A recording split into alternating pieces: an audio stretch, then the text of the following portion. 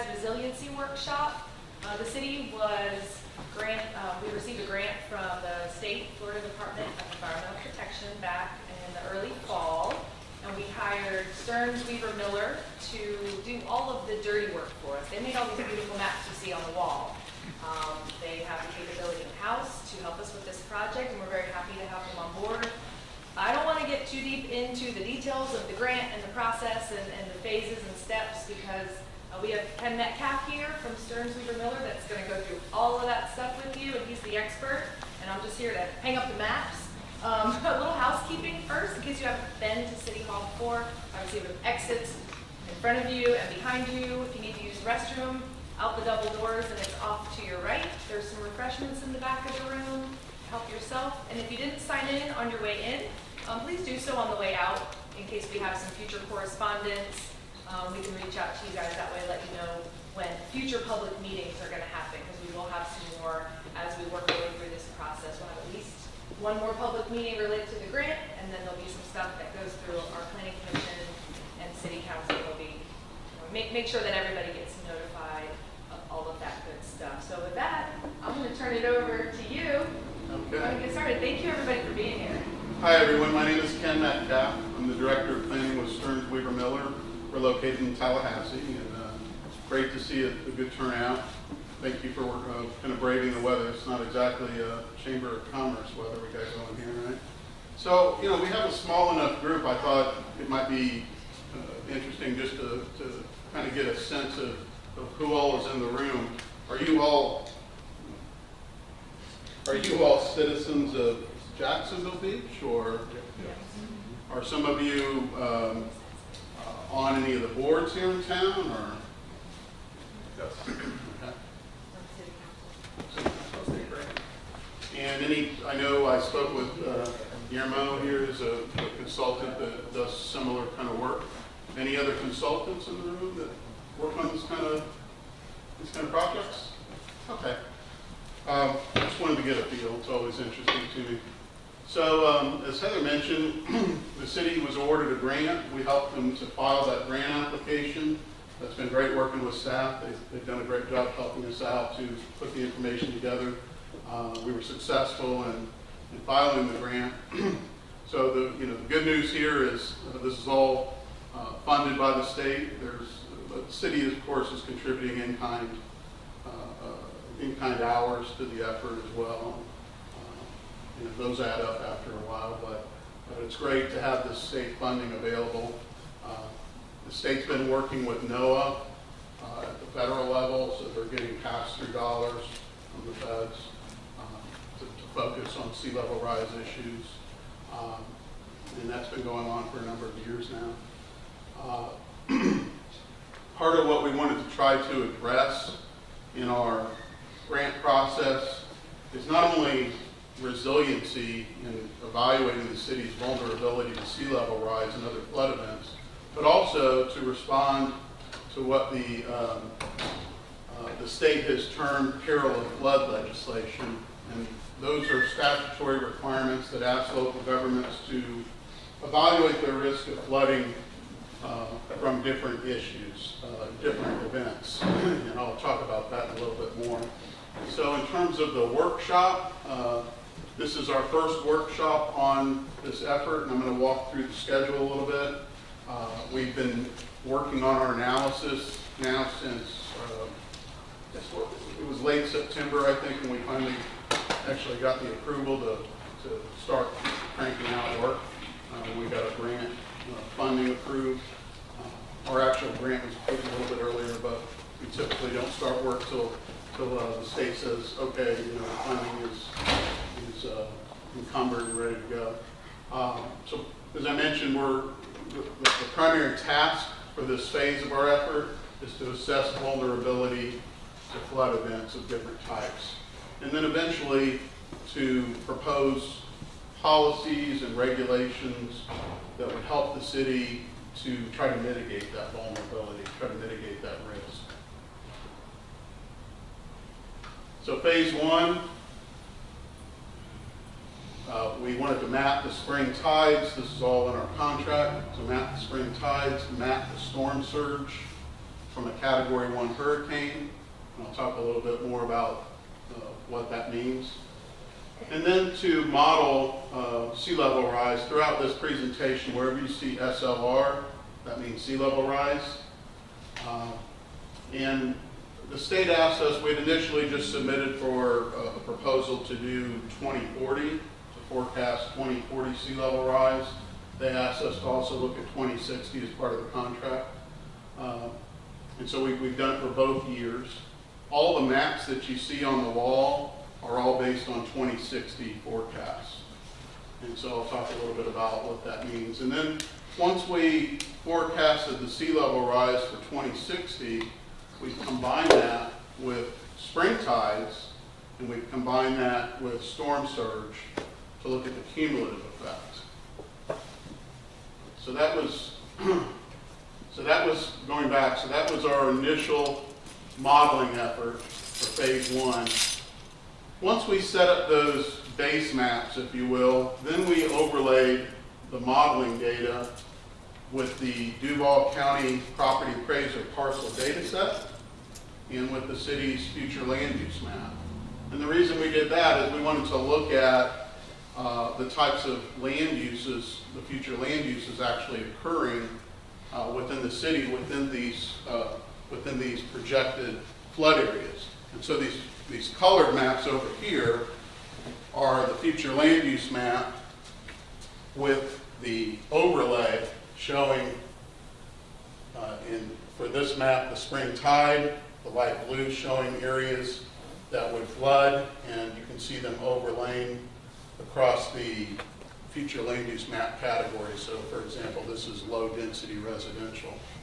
And you can see the city's future land use map legend below that tells you which of the categories of future land use you're looking at. Commercial, these are typical colors. Commercial, low density, it's probably medium density here, yeah. Higher density, industrial, purple. And then this sort of light blue that you see is overlaying across those categories. So I'm going to talk a little bit more about the maps, and that way, after the presentation, hopefully you'll have a little bit better understanding of what we've done, and then you can look at the maps and you probably understand them a little bit better. One of the advantages of joining our data to the future land use map and the parcel data map is we can quantify the impacts in terms of acreage, and particularly for the parcels, it ties into the property appraiser's information about age of structures, assessed values, and that helps us to really understand, if a structure's a 1940 structure, it's going to be typically much more vulnerable than a structure built under current codes in 2018. So the age of the structures is important. And then we also evaluated the major infrastructure occurring within the inundation areas. The 4 maps to the right are the infrastructure maps. And then finally, we're finishing up some analysis of the soil and habitat types. And that's mostly, I didn't bring those tonight, but those are mostly just to evaluate how much we think the salt marsh might expand along the shoreline once we have regular inundation. That's a little bit more of an issue for DEP as opposed to a lot owner necessarily caring about what kind of vegetation they might have on their shoreline, but we included that in our analysis. So we're holding this workshop to present these maps and to make sure that we have an opportunity to get public input. And it's important that you understand that this process is going to continue for a while. I'd like to hear feedback tonight, but if you can give us feedback as we go through the process.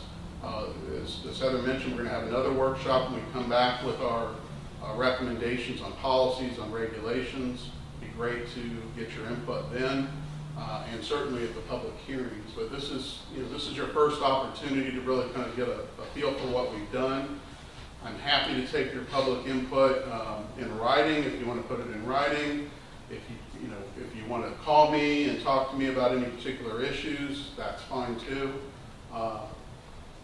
Usually, if it's in writing, it's a little bit better for us because we can then respond specifically to whatever points you might be raising. So phase one took us through the analysis and kind of figuring out the impacts. Phase two will be the second step where we go through and we evaluate the city's regulations and their comprehensive plan policies and develop our strategies for how to meet the peril of flood comprehensive plan amendment requirements. As many of you may know, all local governments have to adopt a comprehensive plan in Florida, and that sets forth, you might think of it as your blueprint for growth. Of course, the city of Jacksonville Jacksonville Beach is basically built out. So kind of what you see on those future land use maps is what exists in the city. The future land use map matches the existing land use pretty much dead on.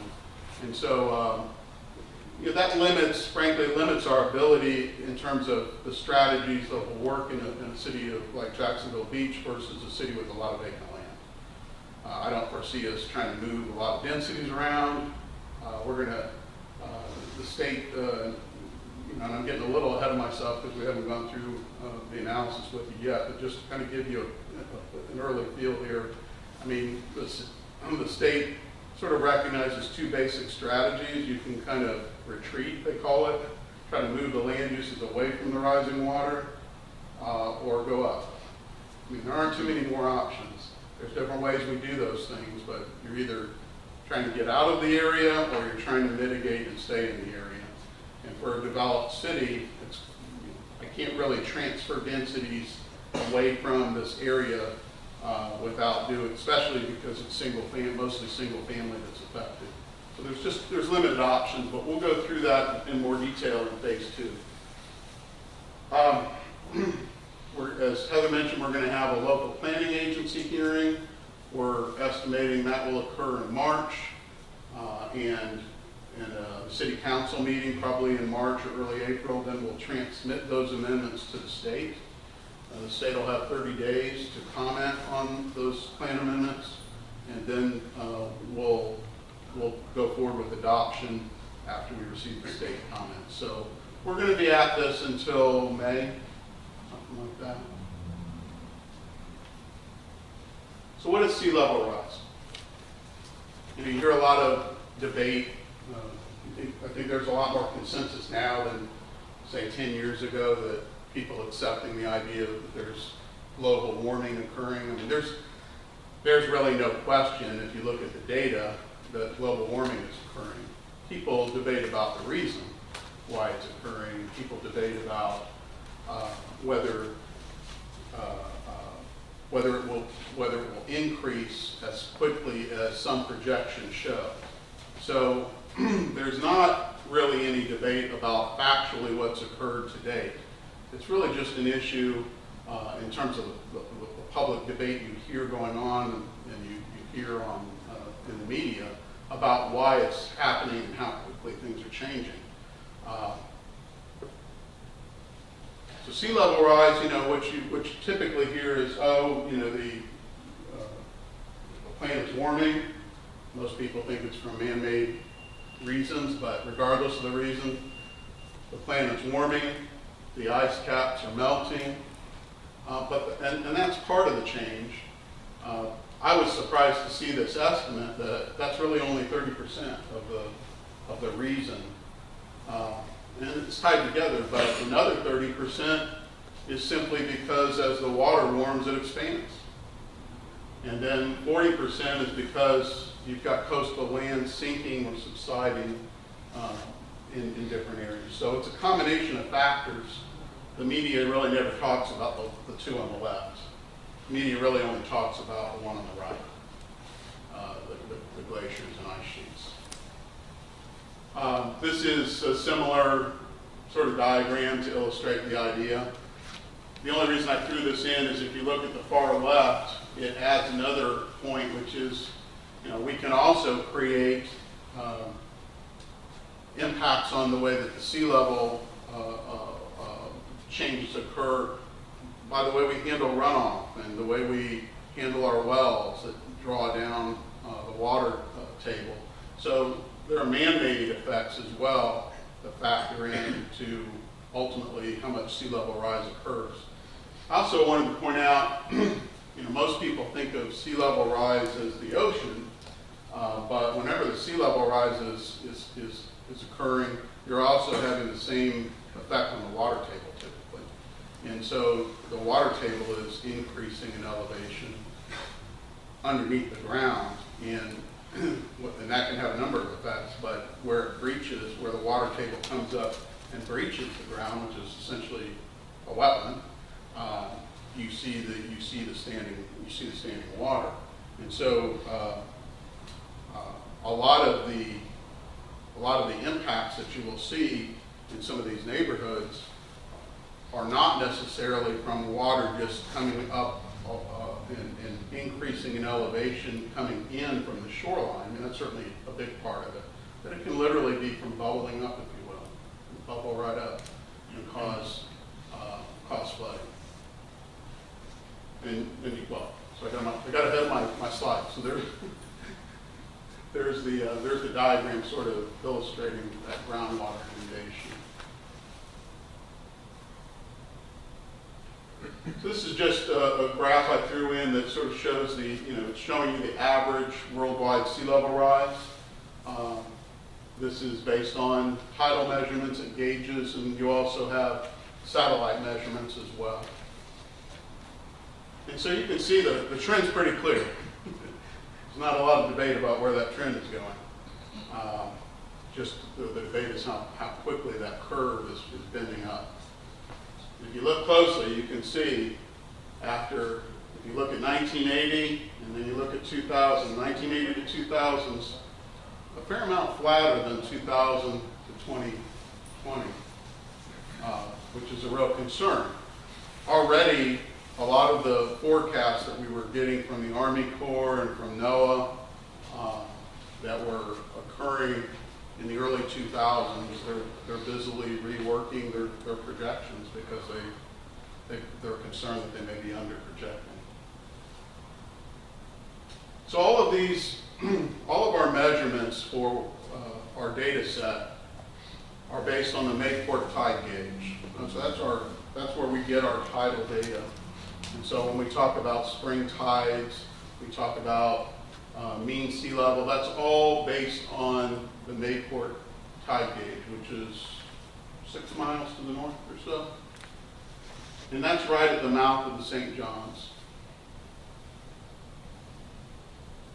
So here's those same sort of curves that I showed you a couple slides ago worldwide.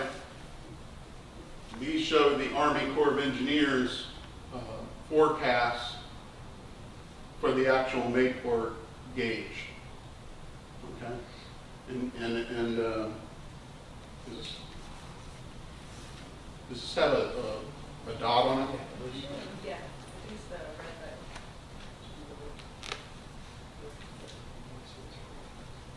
I have my glasses.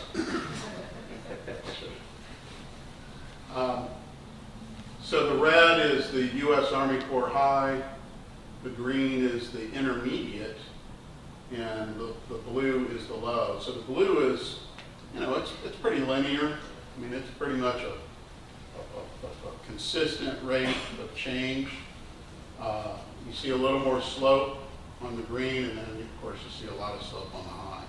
All of these maps and all of our analysis is based on the U.S. Army Corps high and the U.S. Army Corps intermediate. Well, let me clarify. So the maps are all high that I brought here today because I think people are more interested in looking at maybe the worst case scenario. But we ran both. We ran both analyses. So how does the sea level rise model work? So we start out with the tide gauge data. So when the Army Corps forecasts sea level rise, again, they're accounting for those three factors that we talked about earlier: the subsidence, the thermal expansion of the ocean, and the melting of the sea level, the melting of the caps, the icebergs and the ice caps. But they also take into account your bathymetry in the area, which is the bathymetry is the slope of the ocean floor, and then the topography, your elevation data once you're on the land. And so they're taking that into account to basically identify, using what we call a digital elevation model, what areas will flood as the water comes up. So if you've got low spots, if the digital elevation model shows a low elevation and the projected water level is above that, of course it's going to flood. So it's a comparison essentially to ground elevations to the water elevations. And it's really that simple. They call it a bathtub model. From a sort of a technical standpoint, we like to display the data based on mean high water, or mean high water. So what happens there is we're trying to account for the tides that you see every day in your community. So the higher you have two mean higher tides every day, and the inundation is displayed based on those tides. One of the things we do with the model is the model output is in inches. So we take that model information, and to make it really more kind of digestible, to understand it more easily, we convert it all to 1 foot increments. Otherwise, you'd have, if you had 48 inches, you'd have 48 different colors on a map. And you can only absorb so much, right? So to be able to see patterns, we convert it from inches to feet. And that way, you're only looking at 4 different 1 foot increments, and you can make sense of maps and really understand what the data is telling you. So this is a picture that we took off the internet that kind of just gives some illustrations of how the tide gauge works, and this may be more detailed than you're interested in, but I think it's helpful to have a little bit of an understanding. So the mean high water in the U.S. is always based on a 19-year period called an epoch. And so they're just averaging the high water heights, 2 per day, every day of the year over a 19-year period. Same for mean high or high water. It's the highest of those two every day, averaged over 19 years. So that gives us the data. The mean high or high tide elevation is 2 feet at Mayport. Now it'll be slightly different here. I mean, you're coming down the St. John's, it's going to be a little bit different, but we don't think significantly different. You'll see this NAV 88, and all that means is that's a reference to the national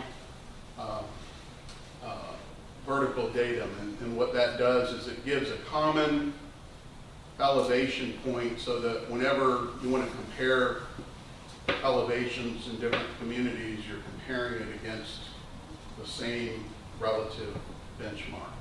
If you didn't, if everybody was using different benchmarks, you'd never be able to compare what that means community to community. So that's the idea there is those, and so if you see a negative number like that and you're wondering how could it be negative, it's because our sea level, our mean high water level at Mayport is actually about a half a foot, 0.6 feet lower than the national average points that have been developed for that benchmark. So spring tide, you may have heard it referenced also as a king tide. You hear that on the news sometimes. So that's just, people sometimes think that has something to do with the time of year. It doesn't have anything to do whether it's spring, summer, fall.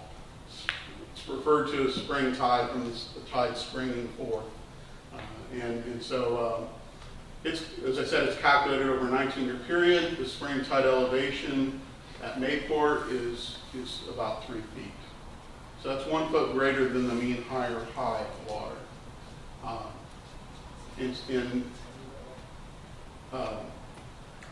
So the spring tide, remember mean high or high water, you have that every day. It's the highest tide every day.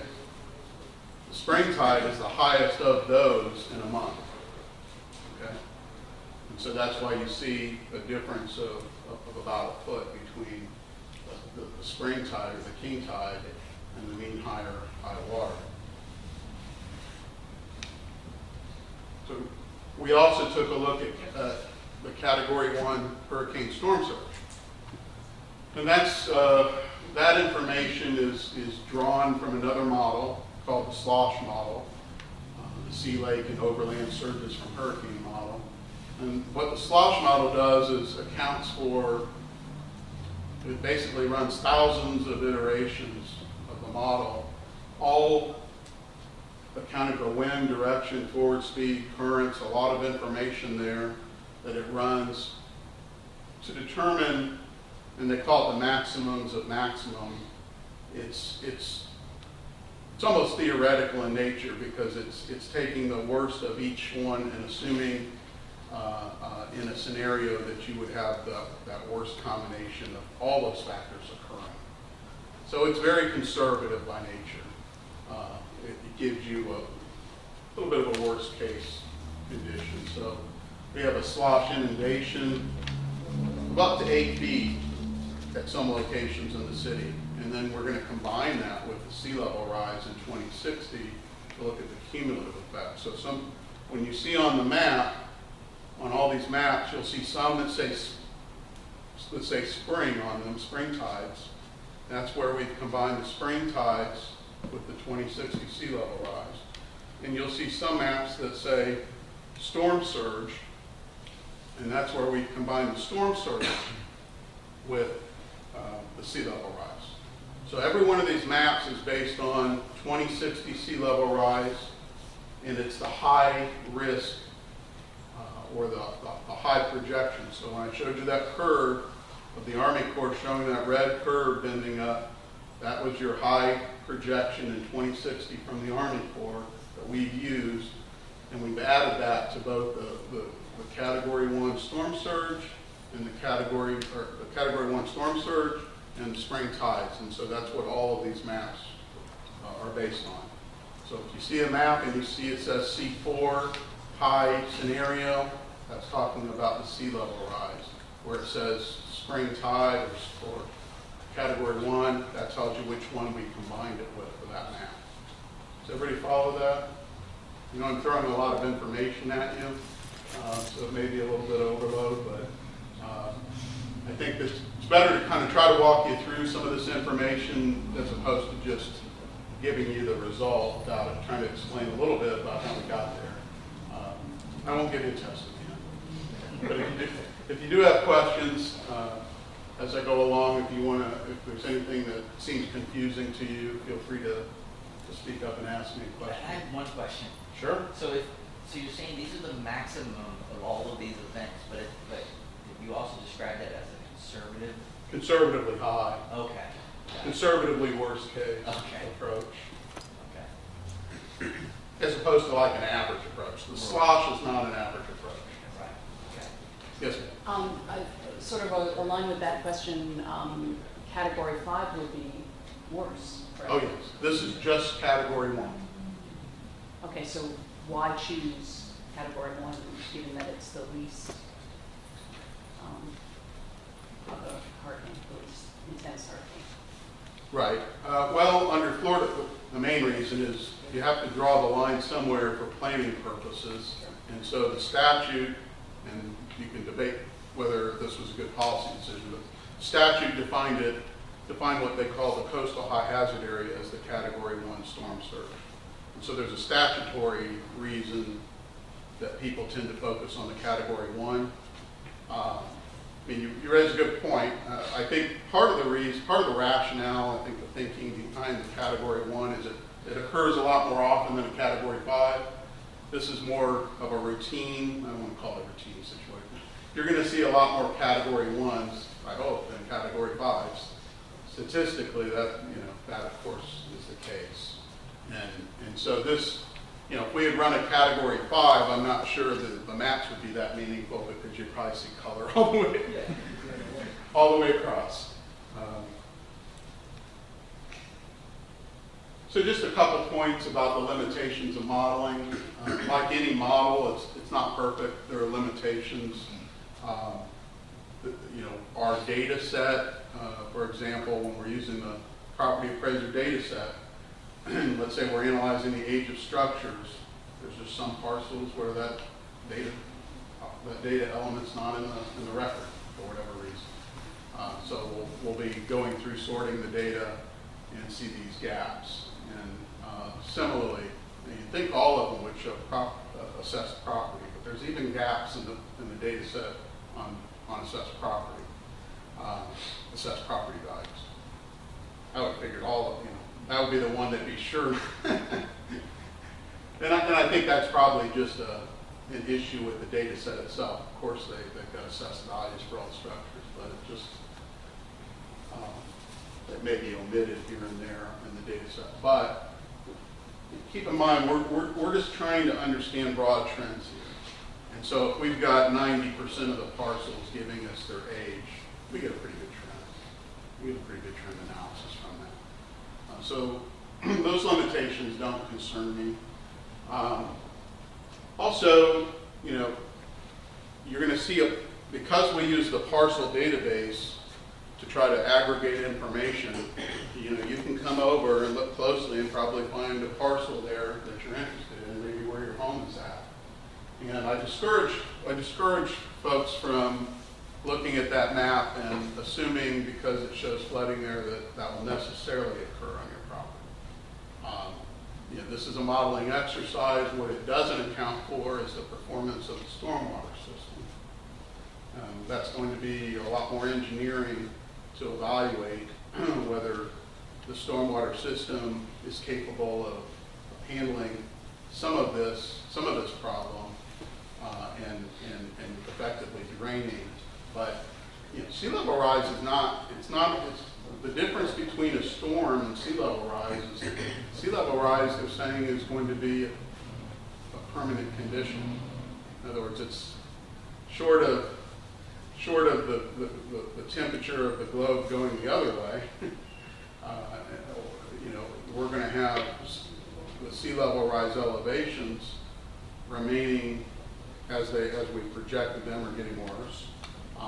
And so it's different than a storm, where a storm is a temporary drainage problem for 2 or 3 days, let's say. This water is going to be there, and it's not going anywhere from a sea level rise perspective. And then when you combine it with, spring tide, so once a month, spring tides occur once a month. So that means once a month you're going to get that extra flooding.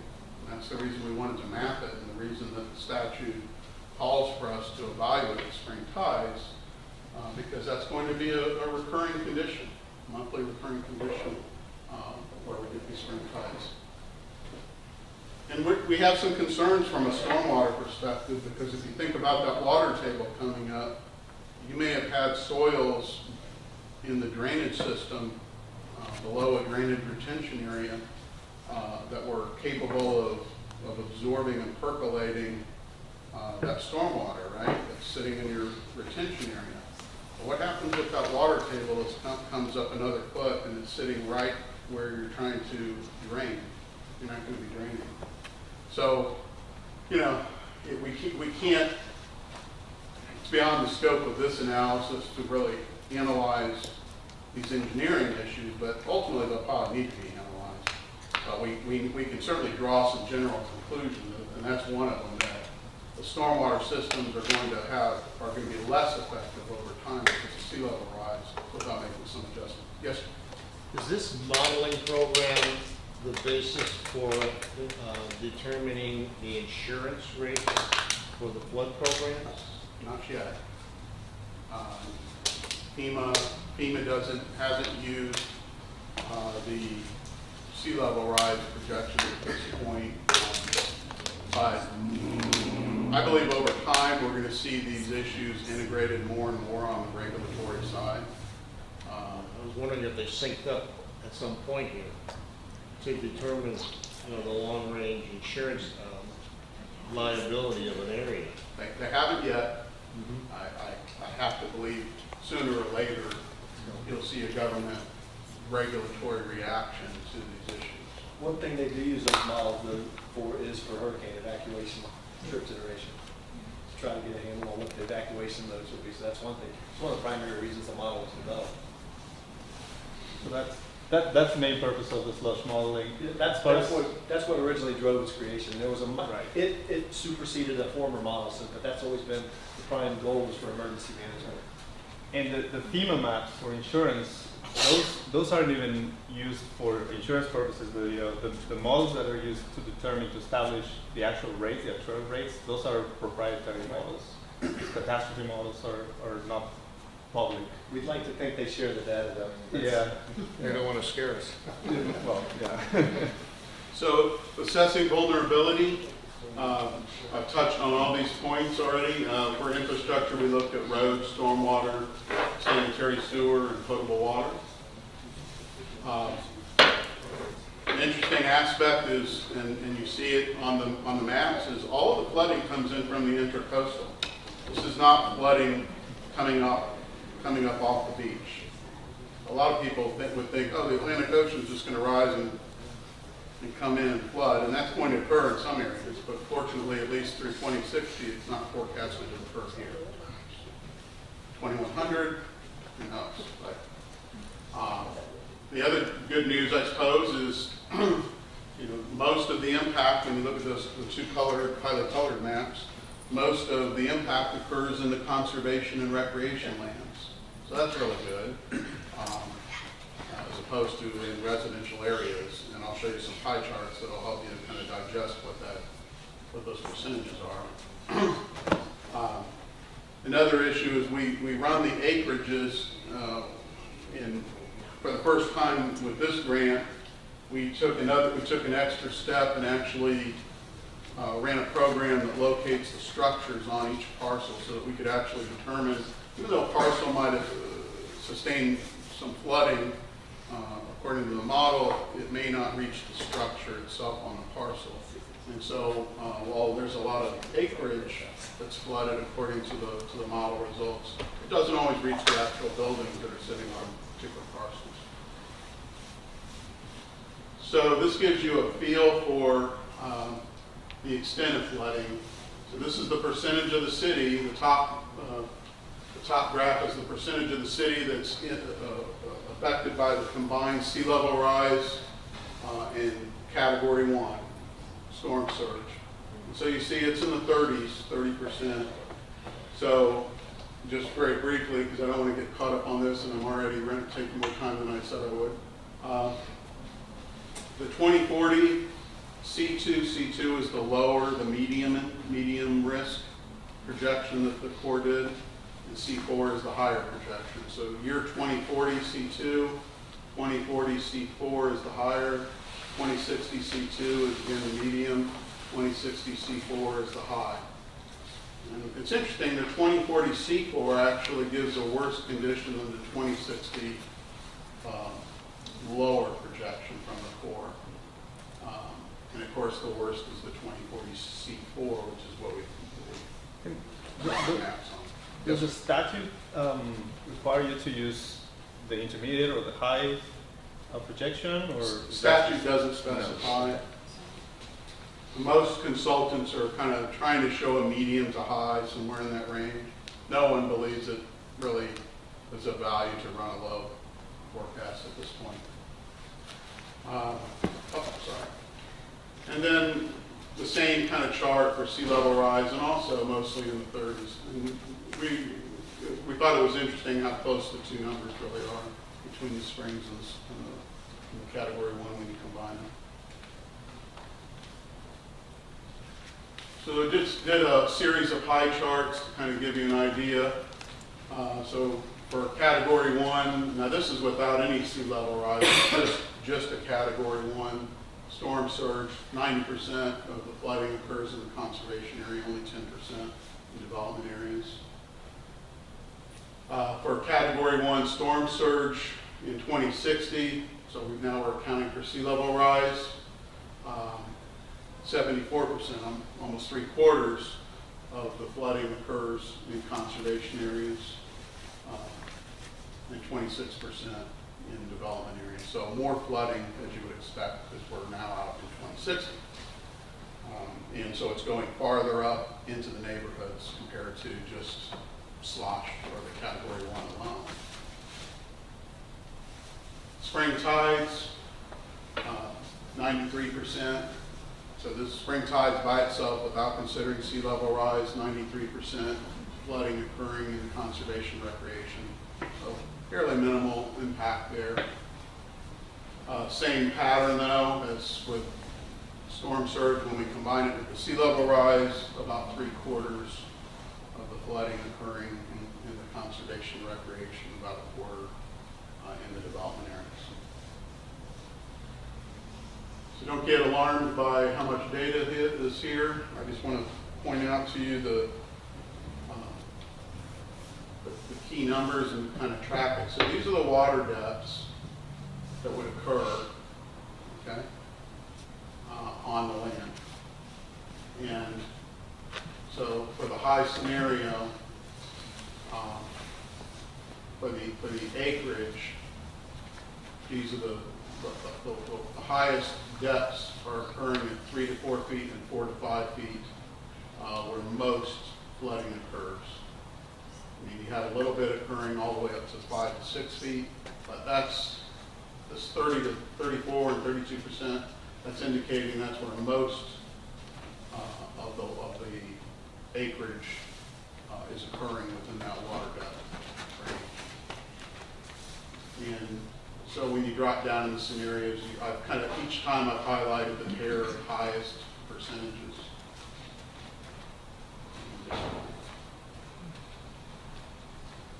So that's just kind of giving you an idea of all the acreage that's getting flooded, what percentage is occurring in each water depth.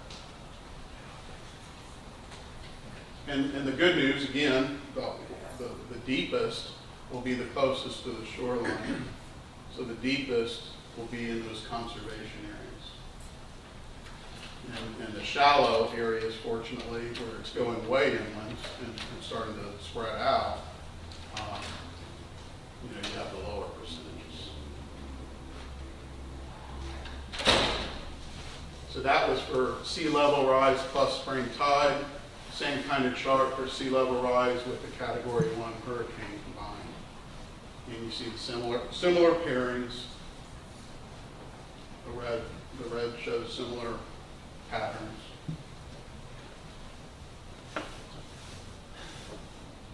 So the previous slides were acreage, and now these are the buildings, indicating the percentage of buildings occurring in the different flood zone, flood heights, different water depths. And it's a little different than the acreage, and the reason is the buildings are located further inland, right? And so by then the water's getting shallower, and that's why you see the numbers before they were for acreage. The big numbers were over here, right? And now they've shifted because the residential is farther inland compared to the conservation acreage. And so, C4, what that's telling us is you're going to have a lot of buildings. Of all the buildings that are flooded, a great many of them, a little over half, will be in that 1 to 2 foot range. I mean, if you want me to stop on anything in particular, if you have a question, please let me know. This is the same for sea level rise with the Category 1. The previous one was spring tides. And then this one is the sea level rise combined with the Category 1. Same pattern. The buildings are, you know, generally between 0 to 1 and 1 to 2 is where most of the impact's occurring, which is good. You don't want it on the other side of the graph. And Ken, these are literally the metrics off the maps, not literally map to map and chart to chart, but these are the metrics that are coming off the graphics on the GIS maps, right? That's right, except that the only maps we've done here, otherwise we'd cover the whole room, Right, with them, exactly. is just the C4.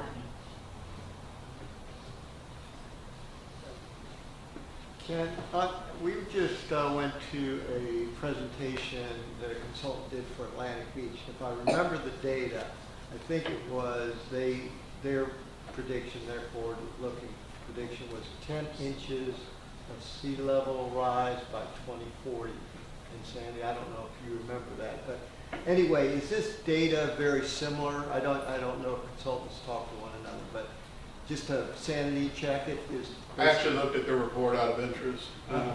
Yeah, I think pretty consistent results, and they should be, because Yep. they're getting the same data off the Mayport. Now, I don't recall if they used the core model or the NOAA model. We used the core, they may have used NOAA. You get slight differences in terms of those curves, the blue, green, and red curves. NOAA has similar ones, a low, medium, and a high thing. And they're all based on the same approach. Digital elevation model, figure out the ground elevations, run the water over it. They call it a bathtub model because it's like turning on the spout on your bathtub, it fills it up. And so if the groundwater elevation is lower than the water, the tide water coming in, it fills up those lower elevations like a bathtub. So they call it bathtub model. Yes, ma'am? It might be helpful to have a sort of paragraph, though, that describes in the beach communities, Neptune Beach is going to be starting soon, and Atlantic Beach is used a slight, there's differences, just something that makes it kind of clear that we're, you know, there's slight differences, but here's what it means, just like a paragraph.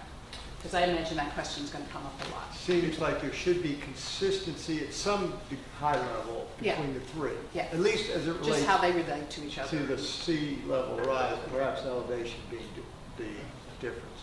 Well, and I understand, I'm not, I probably wouldn't feel comfortable in really trying to analyze somebody else's report to make findings about their report.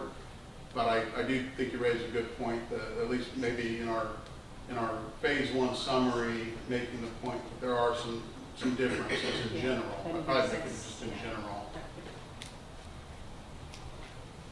So here's I mentioned that we analyzed by age. So NFIP is the National Flood Program, National Insurance Flood Program. That was adopted in the early 70s. The city of Jacksonville Beach came into the program in 77. And so we thought 77 was an important year to distinguish. And then in general, the state increased its code significantly after Hurricane Andrew. We went through a process that took a while for the state to adopt the new Florida or revised Florida building code standards that ultimately were implemented statewide. And so the 2002 to present is reflecting higher codes than generally existed from 77 to 2001. So those were different points in time we thought were important to distinguish. And you see for the 2060 C2 and the scenarios below that, approaching 80% of the structures that are affected having been built between 77 and 2001. And then for the higher 2060 C4, it's actually a little different.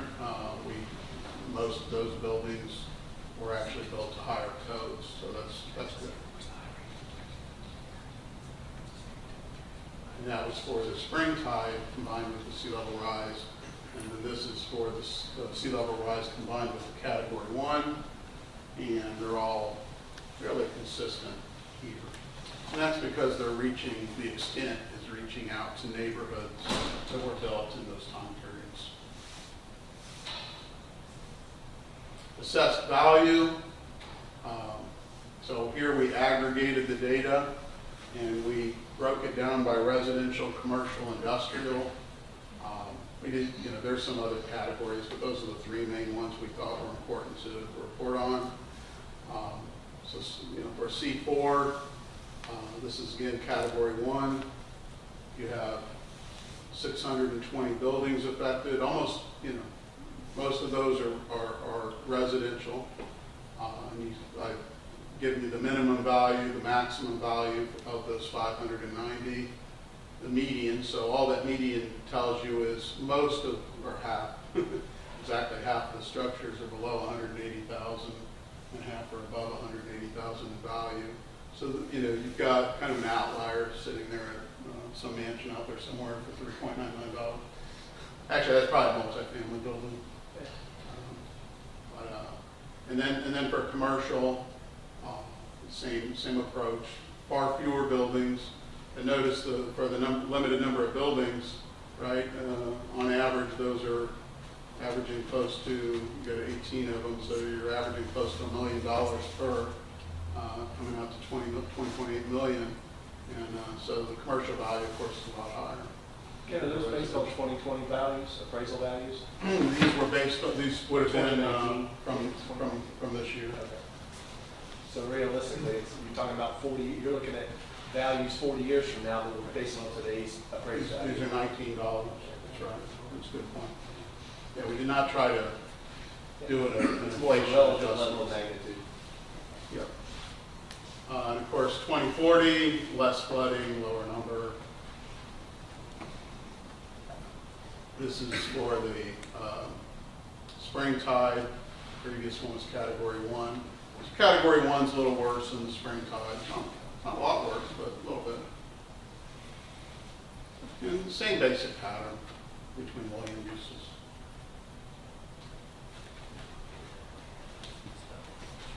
We took a look at road impacts.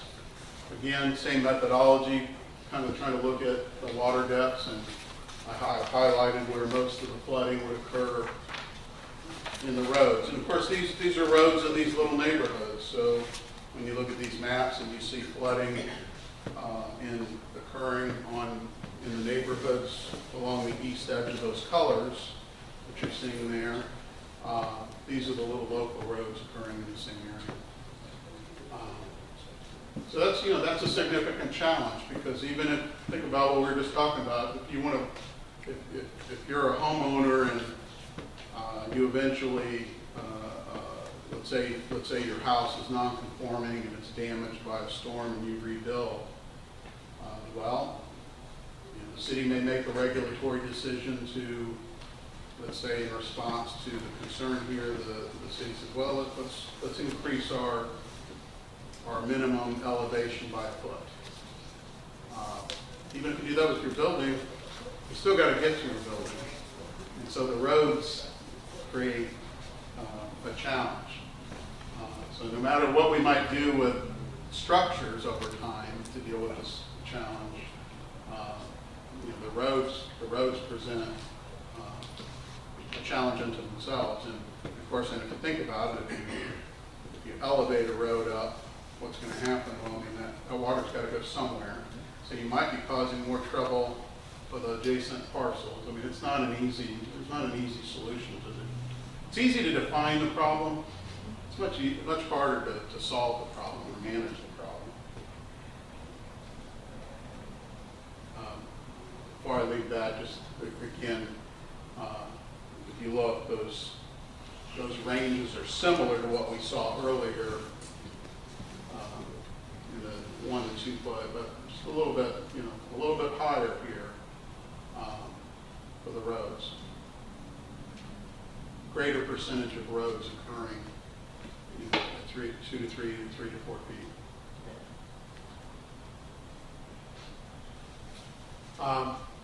We just totaled up the linear feet of pipeline pipes that we've got in the city that are in the flooded areas. Frankly, that doesn't concern me so much, because oftentimes the pipes are down in the water table anyway. I mean, it creates more of an infiltration challenge for the city. The Public Works Director, you know, pulling his hair out a little bit more, trying to deal with maintenance issues. Probably the bigger challenge, you know, I think the biggest challenge out of all the infrastructure is the stormwater, really, because again, that rising water table is going to cause those stormwater systems to be less effective. And another point that people don't often think about, if you're not in the business, is, you know, when we design, just like when we design roads, you design it for a certain speed, let's say. So a road might be designed for 45 miles an hour, 55.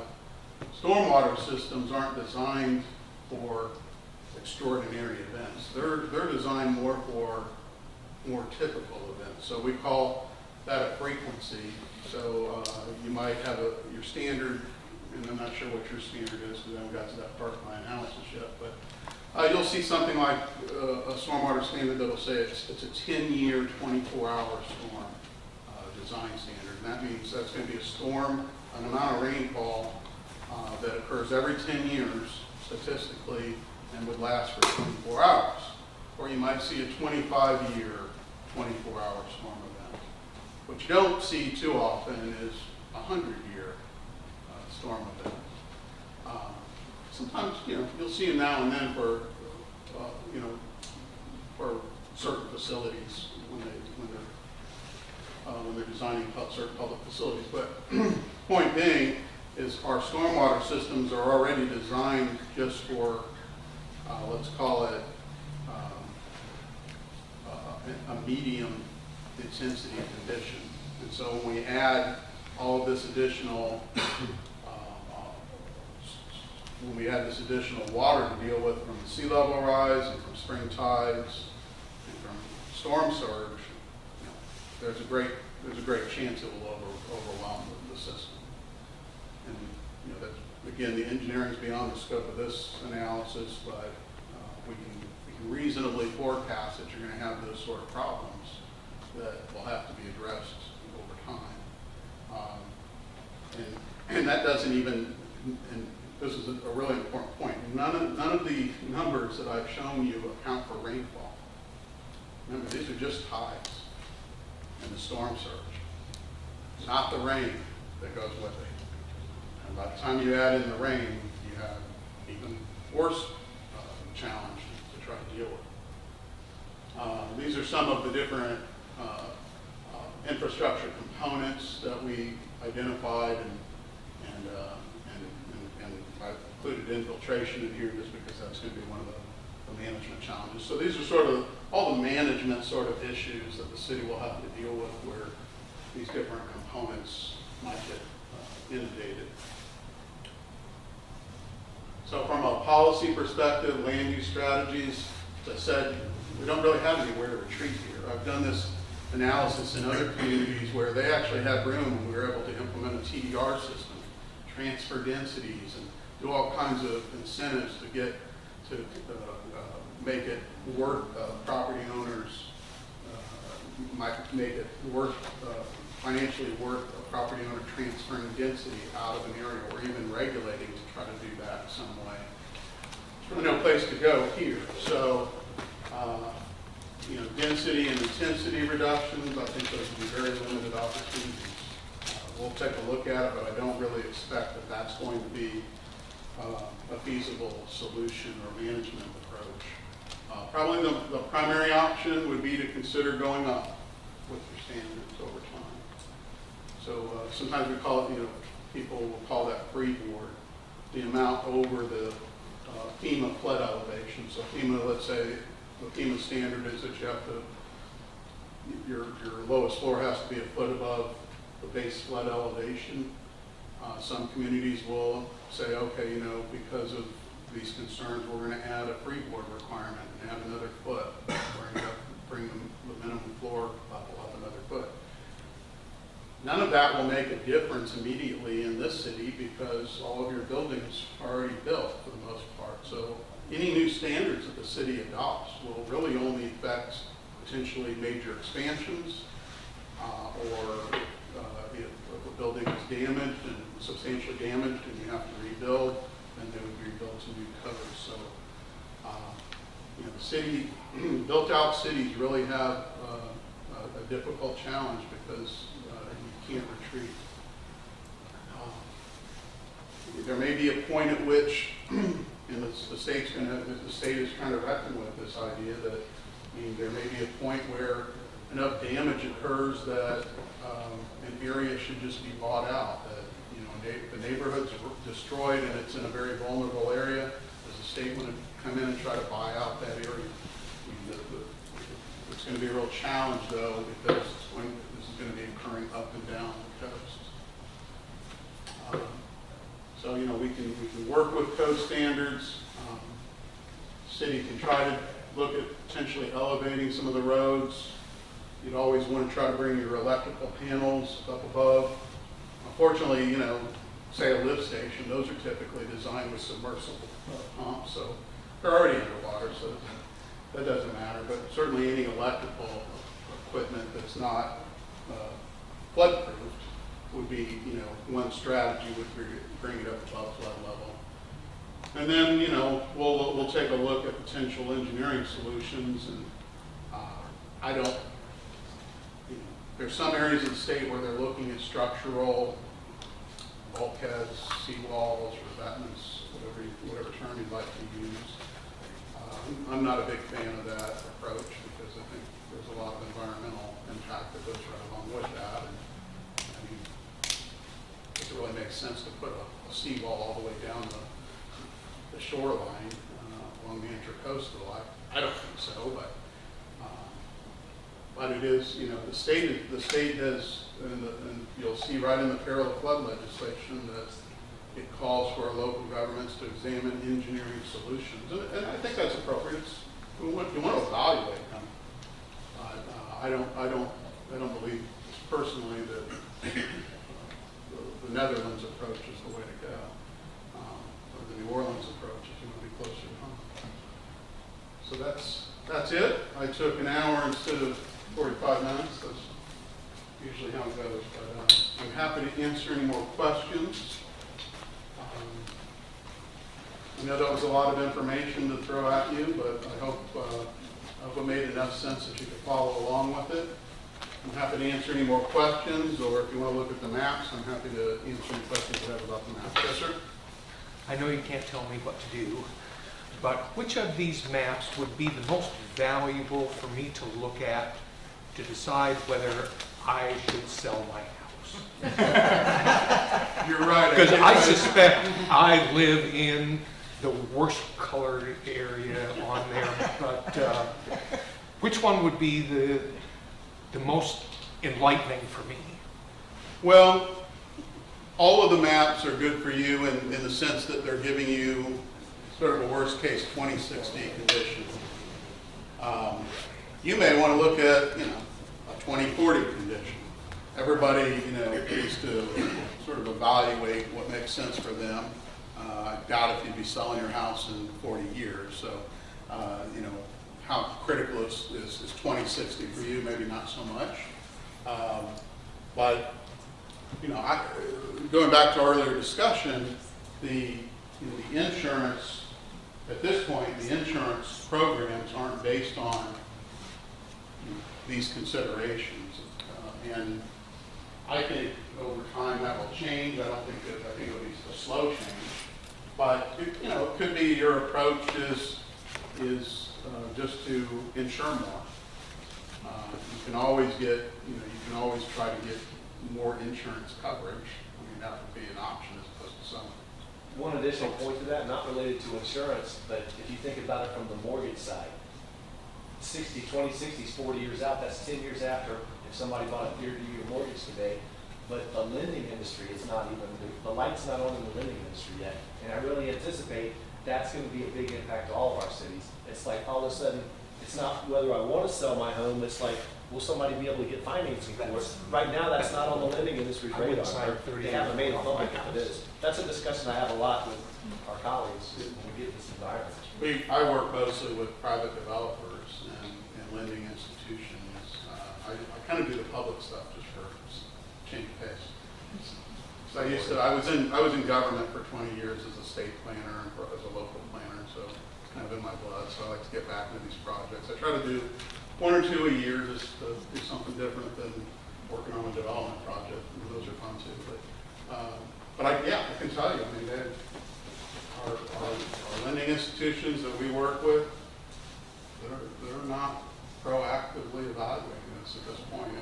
I'm concerned they're just going to be, their approach is going to be, wait and see what the regulators do, and then as soon as the regulators start taking steps, then they'll react to that. In mass. Yeah.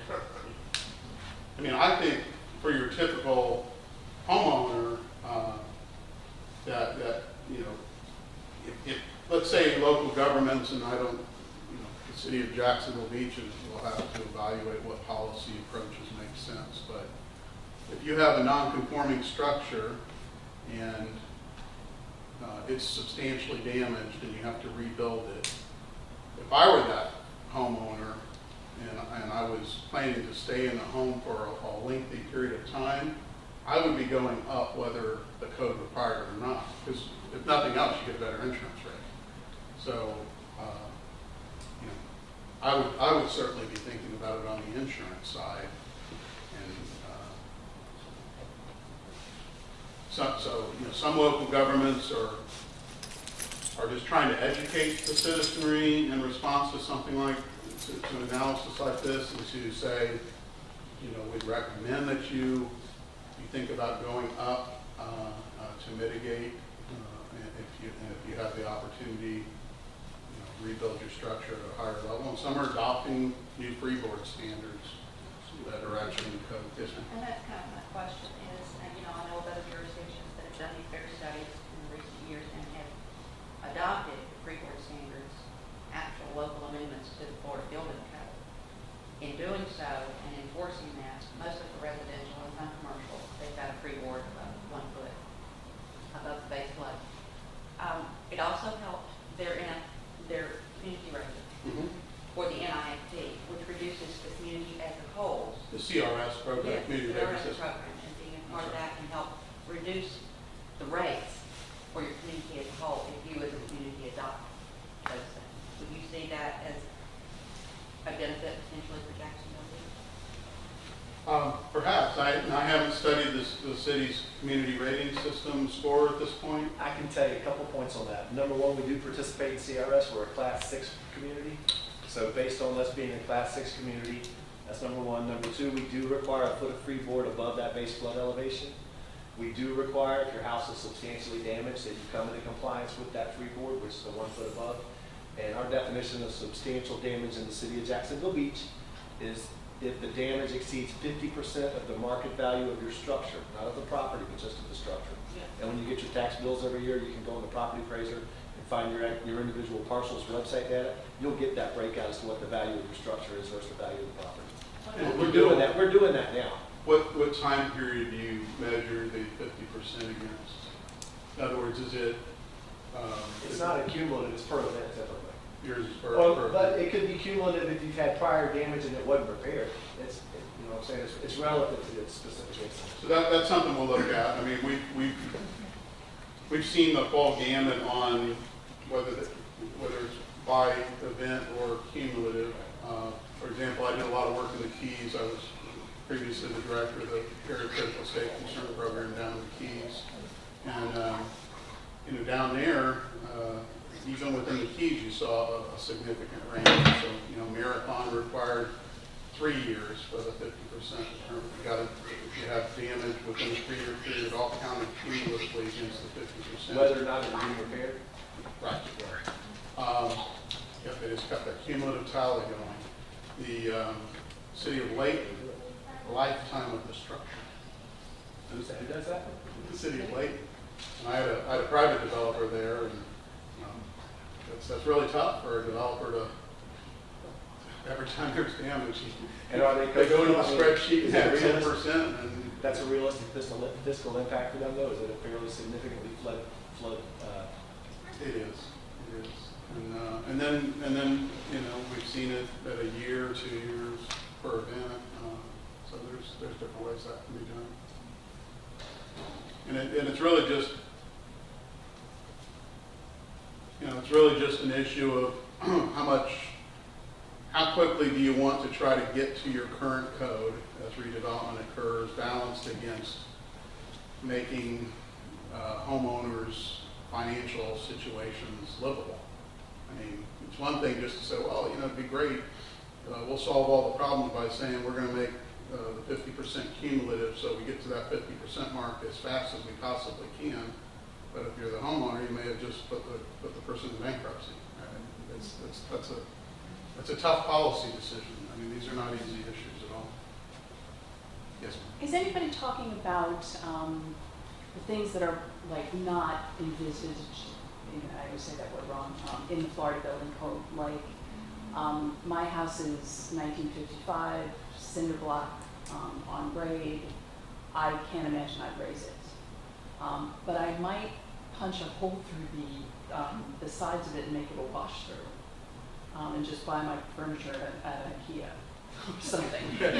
But you know what I mean? That, Sure. that those other sorts of issues that aren't the way we do it in Florida, but maybe there is a spectrum that we should be at least thinking about.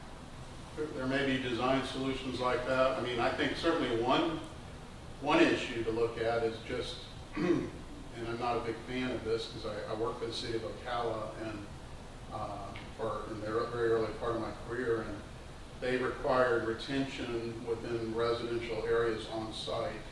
And so, you see literally in someone's backyard this big retention area. I was never a big fan of that because they didn't have centralized stormwater to the extent of other communities, and so I never liked the look of that. But that was more of an aesthetic issue. But certainly, one strategy to a point could be to try to create more retention area, but it still has to be able to drain. And if the water table is right there, it's not solving anything. So you just have to think through all of these sort of the really engineering level problems combined with policy options. There are no easy options here. And Ken, are you gonna leave us the maps? So after tonight, Ross still has these access to them? Those are your maps. Okay, so anybody in the public, if you want, if there's something you didn't see tonight, or your neighbor you want to tell them, we'll have them available. I can't keep them displayed up, but if you come or call and just talk to the planning department, we'll make sure we put you in a conference room and you can look at the entire map series. Is there a link to the maps electronically or no? Not yet. I don't have. We could post them at some point. That's a good point. We don't have that yet. We just got the maps literally FedEx from them the other day. So the city's going to get a disc from us that's going to have probably 30 maps on it, I would say. So there won't be, when we post it, we'll post it just as we have it. We have it as the initial data set, but we won't have mashed the data, so there won't be a detailed accompanying narrative going, this map means this, because that's what we're dealing with right now. You're getting it right when we're getting this first phase data analysis. I think from a just public debate, I think looking at these maps means a lot to the public. I think. Well, what I was just telling the fire chief, the best way to look at these maps is from back here and not right up in front of them. Because the gist is, not to dumb it down, but just to characterize it, whether you know it or not, the bulkhead up and down the coast is roughly around 9.5, 10, 11 feet. Then you get up to 3rd Street and you go up to 9th Street South, which if you think about it, the hospital is just off of 9th Street South. That's our highest elevation in the city. Bill, could I ask you to describe that up with the map, Yeah, just so I can, that would help me. That's why, like, when you look from back here, you say, wow, it's all flooded from the intercoastal. Well, it is. Because if you look at the coastline, you don't see the bulkhead everywhere, but the bulkhead exists predominantly for the frontage of the city. Positively, the dunes have covered over a lot of it, so you don't realize there's a bulkhead under it, especially down in the south end on the residential areas. But you go from a 9 to 10 foot elevation, which stays fairly consistent until you get gradually the old historical dunes that used to be here before any of us were here. You get to a max ridge in our city, which where's the hospital? It pretty much runs like that through the city. Where Angie's is, that's on high ground. The hospital is literally built on one of the highest points in the city, as is our community center by the skate park, which also doubles as our second emergency operations center. But then, It's fairly steady and it goes up to that 20 feet elevation. It then significantly drops, whereas, I won't say the edge on this map for 2060, but if you saw where the edge of the marsh is now, Tallwood Road, Evans Drive, the marshfront houses, their backyards are typically 5 to 6 foot elevation, and it's a lot more of a gradual rise up to the 20 feet from the west, which is why you're seeing all this impact. You see the same color gradients exist on the coast. That's all happening on the beach from the mean high water line up to midway through the face of those dunes, because now our oceanfront, the bulkhead's at 10 feet, our oceanfront dunes are averaging 13 and 14 feet. So some people, you may not be able to see the ocean walking on the sea walk anymore, but the benefit from that way outweighs your loss of view from ground level. So that's why you're really seeing the push from the west. And his point was valid, that the model is, this is generally what we expect to happen. You can't really lock into, oh my gosh, in 2060, my house is going to have 5 feet of water on it because it's on the map. You just have to look that the general tendency is we need to be concerned about the coastline always, which is why we're real big on the dune renourishment and the vegetation program. But there's only so much we can do. The sanctuary subdivision is at 5 and 6 feet elevation. That's one of our flood-prone areas. So that's just, it gives us all a big picture for policy. When we make policy, it needs to be geared towards affecting as much this shift as it does along the ocean front. And we've done a great job on the ocean front. Where's a chronic floodplain right now? Where's the chronic floodplain now? Along the interface of the marsh as opposed to on the ocean front. Yes, sir. Because of the backyards and all your yard areas are around 5, 6, 7 feet elevation. Seawall construction is going to be a growth industry. In some areas, not for us, because as I said, our seawalk's already been positively supplanted by oceanfront dunes seaward of that seawall. So if we lose those in a big tidal storm surge event, we'll still have the seawall and renourishment as long as we keep that contract with the Corps of Engineers. That's actually one of the biggest projects on our, we call it the local mitigation strategy for all of the county. It's how you proactively plan for different events, whether it's wildfire, in our case hurricanes, any of those type of events. That renourishment program and the continued participation in that is one of the big projects on that mitigation plan. It has been as long as I've been working on that program. So, I mean, we look at it, we do what we can, but people don't think rebuilding the dunes means that much, but it really, really does. Any other questions? I will mention that, you know, we're going to provide a short phase 1 summary report, and it'll be in a narrative format, and that will alert the reader to kind of which maps to look at. And that will post with the maps too, so that would be some That'll help tutorial. That'll help everybody. Will you be able to share the presentation too? Yes. Yes, as well. Yes, ma'am, we'll put the PowerPoint on. We can do that because we've already got it. Okay, And as good. soon as we get the electronic, it'll all get stitched together and put on the website as soon as we get the information from it. Okay. That's, yeah, there's a lot of good information in that too. Thank you all for coming out. And, Thank you. Thanks, Jim, appreciate it.